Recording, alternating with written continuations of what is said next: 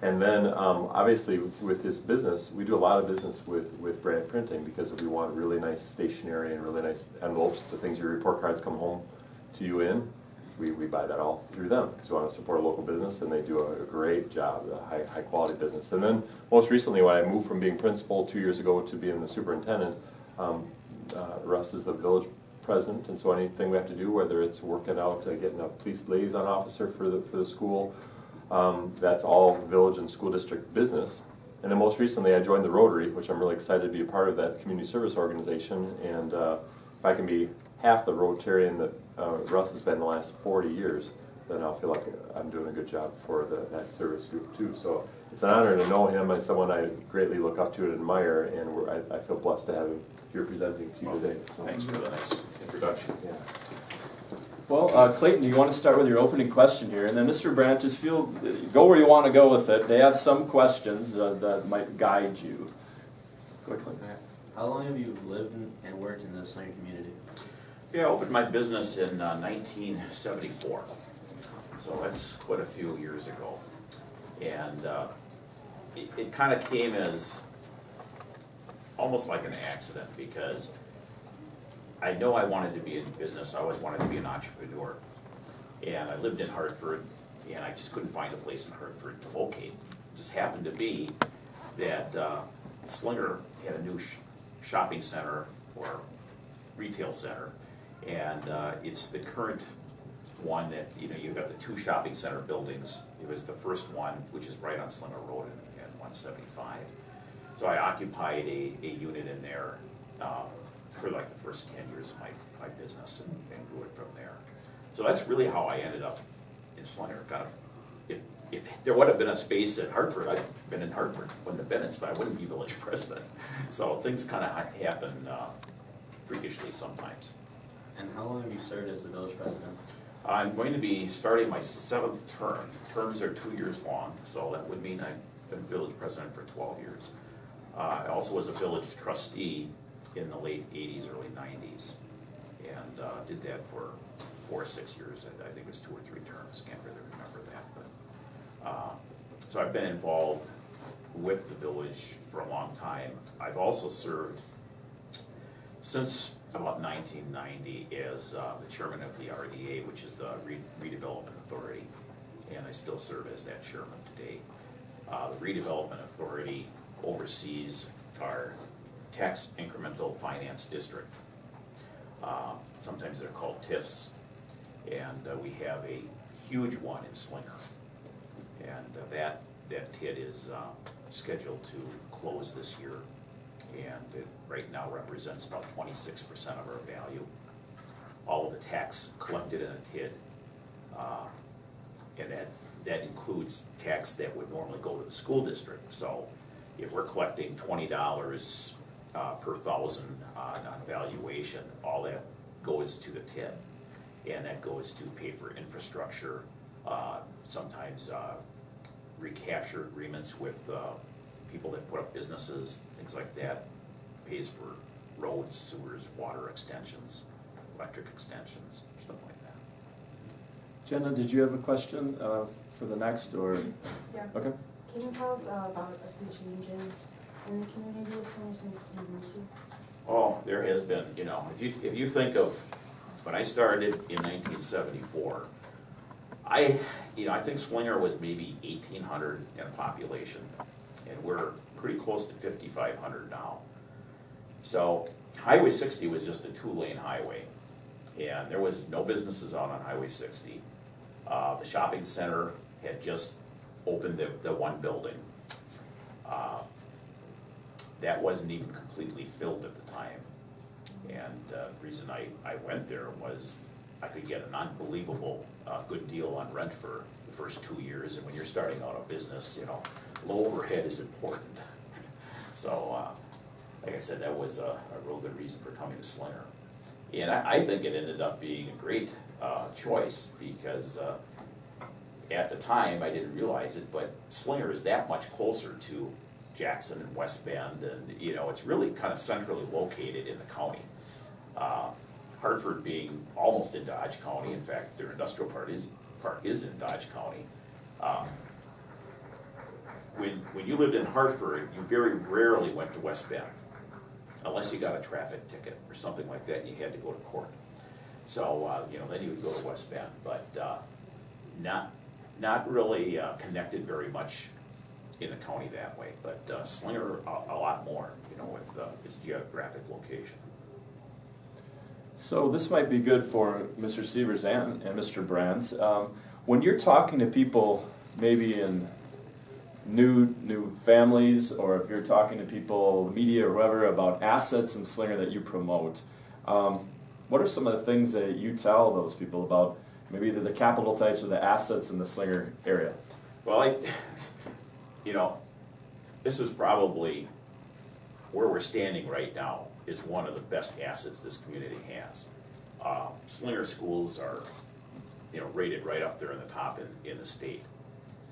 Yeah, I don't know the exact figure, but we have, and there's some kids here might be here on school choice. So there's a lot of districts that have a negative growth because they've got, you know, kids going out of the district to find a better district. So that has a lot to say for the quality of education that comes out of these buildings. And beyond education, is there certain, maybe that if you're talking to businesses, is there, we had some things in that video, and with the ski hill and the raceway, are there other things that seem to be maybe natural capital or? Well, I think that I always compare ourselves a little bit to Jackson because we're both similar in population and started out very much the same. And I do a comparison. You know, one thing that Jackson has, if they can consider their capital, is they don't have any hills. Okay, so they can accommodate manufacturing and all that kind of stuff. They've done a lot better in attracting that type of growth. When you look at Slinger, and Slinger is one of the things that we're known for. In fact, what the old timers tell me is the 7 hills of Slinger. Well, we're smack in the Kettle Moraine, and so we don't have a lot of nice big expanses of flat parcels. So that would be a liability. But the asset of the beauty of the area, you know, when you drive down Highway 41, what you're seeing is a lot of forested area and stuff like that. So, you know, you're kind of like living in the middle of a forest here. And I think that's attractive for a quality of life issue. The other good asset is we're on Highway 41, soon to be Interstate 41, and Highway 60, which is a major connective highway. And Highway 164 that goes down to Waukesha is also a very important link. Many years ago, I was involved with the Slinger Economic Development Corporation, which has now been rolled into the village's RDA. We did a study, and I believe at the time it was 28% of the population commuted to Waukesha. So I don't know how many of your parents will work down in Waukesha or Milwaukee, but having good highway connections is important to move people and product. Mr. Sievers, I don't know if you wanted to, is there anything that you noticed as a district administrator? Now, you haven't been here as long as Mr. Brandt, but. No, I mean, I would tell you, I guess it's an extension of what Russ has said about the schools. I mean, obviously working here, I mean, I'm biased, so I think we have great schools. But I would tell you that I think what we have compared to other communities is the community is so supportive of our school. And it's not like we are a good school system unto ourselves, and, you know, we're only good because we have such good community support. If we fundraise for a band trip or something like that, or whatever, as we've had to grow and build, your parents and parents before you have supported their taxes being raised to build better spaces. And then also I'd say the fact the caliber of families and kids we have. You know, when we talk about people wanting to move here and they take a tour, and think about mom and dad touring the school for the first time. They walk down the hallway and Megan Johnson says, "Hey, how's it going?" Who's friendly to them. That leaves a powerful impression of warmth and welcomeness, that they're saying, I'm going to buy a house here, and I'm going to bring my kids here because it's a neat place to come. I mean, new kids generally have friends instantly here versus being shunned. They're pulled in. They're made a member of the Owl family. I think that's all that wraparound that Russ is talking about. Good schools, only because you can only have good schools if you have good kids and good teachers that want to come and teach good kids. I mean, it's kind of a 3- and 4-way partnership, really. Dick and Marilyn Meyer were interviewed last year, and they said, what's kept them here? And they said, the people. And that was, without right. even blinking an eye, they said, the people. And so that seems to be one asset I would. When I became high school principal, the first thing I did is bought a house in town and transferred my kids in because of the kids. So that's one of our best assets is the kids and their families. Yeah, I think one of the neatest things is when I go to the grocery store, and I do majority of my shopping at Fox's Piggly Wiggly. You know, it's inevitable, I'm gonna run into people that I know, and, you know, we end up talking. So my wife always says, well, what took you so long? Well, I think I spent like maybe 10 minutes shopping and 20 minutes talking, so, you know, but I think that's a great thing, you know, and that's what's neat about a small town. Because you know, in the big city, you know, you're kind of off on your own and you're gonna do your thing, and you don't have the same opportunities to really have that close community feeling. Now, you can get it by joining organizations and things like that. And, you know, that brings back, maybe the question is, you know, why did I join Rotary? Well, Rotary is one of those institutions that is a little bit different. You don't seek out membership in Rotary. It's the Rotarians seek you out. So you have to be asked to be a Rotarian. And Rotary started in 1905 in Chicago. It's the world's oldest community service organization. And started out with 4 professionals. One was a lawyer, and then a couple other businessmen. I believe one was a doctor. And they would have a weekly meeting in one of their offices, and they would rotate. And that's why it's called Rotary. They would rotate the meetings between each office. Well, it didn't take long, and they expanded their group, and it got bigger, and they decided to meet, and Rotary spread like wildfire throughout the world. Currently, Rotary is in 183 or 85 countries with over 1.3 million members. And Rotary is growing fastest in the developing world.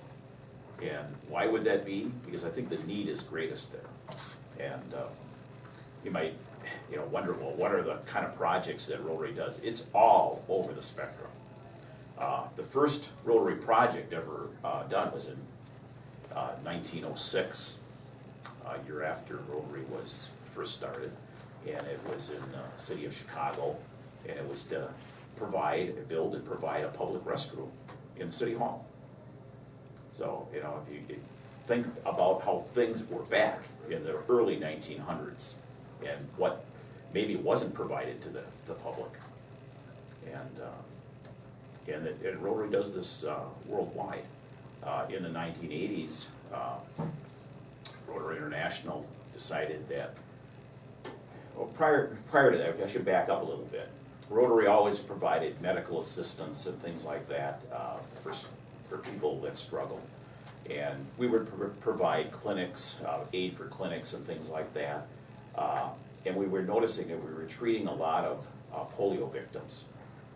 And polio was pretty much wiped out in Europe and America with the polio vaccine.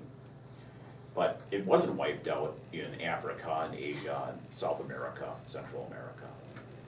So that's where we thought we could do a tremendous thing if we would do the same thing with polio as was done with smallpox and eradicate it throughout the world. So Rotary International undertook worldwide eradication of polio. This has been a real struggle if you consider how long this has taken.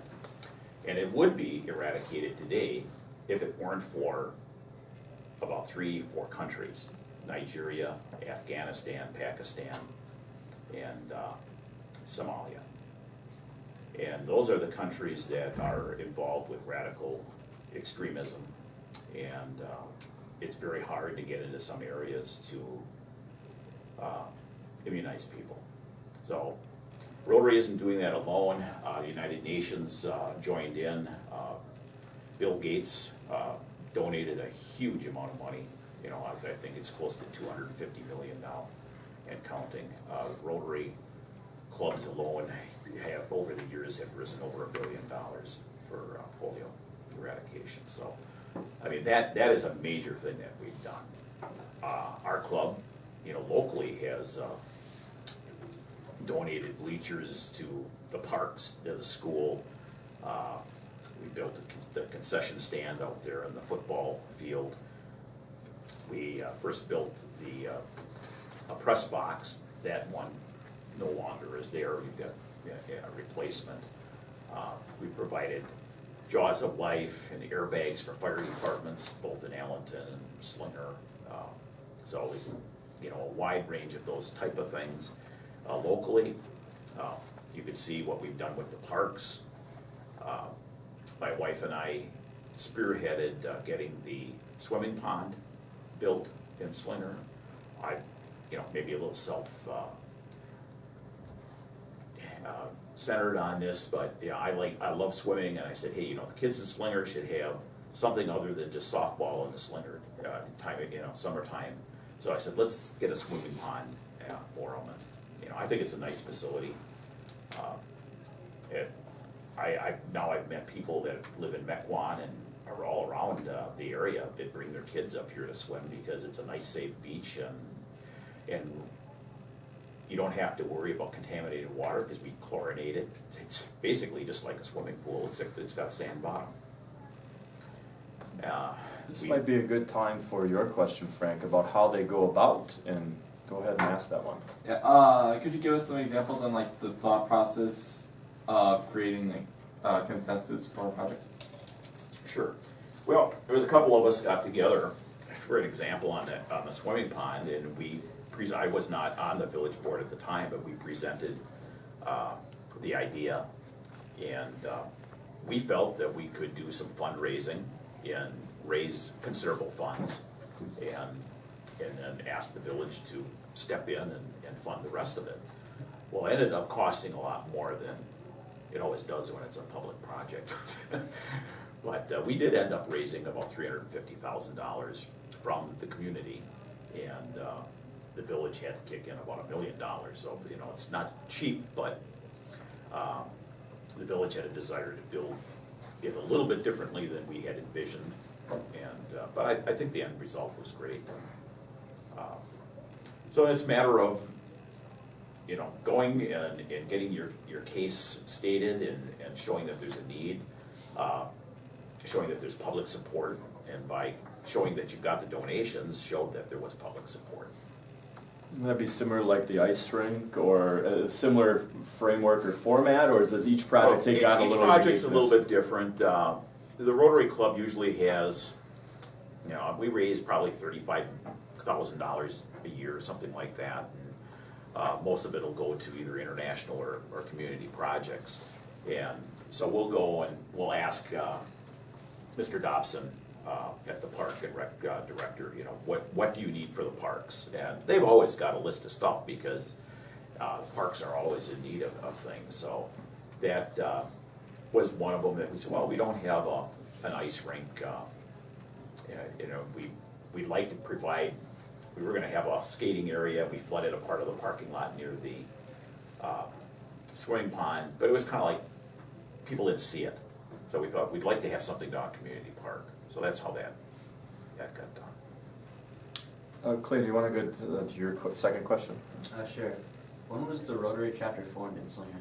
1965, And how many years have you been a part of the Rotary? 40 years. And, you know, I'm proud of it. I've got 40 years of perfect attendance. Well, that doesn't mean that I've gone to my club every week for 40 years. Pretty much, but Rotary's got this unique thing where we can do makeups. And makeup is done at another club. So if I miss, I'm going to be on vacation starting next week, Thursday, and I will miss my local Rotary club.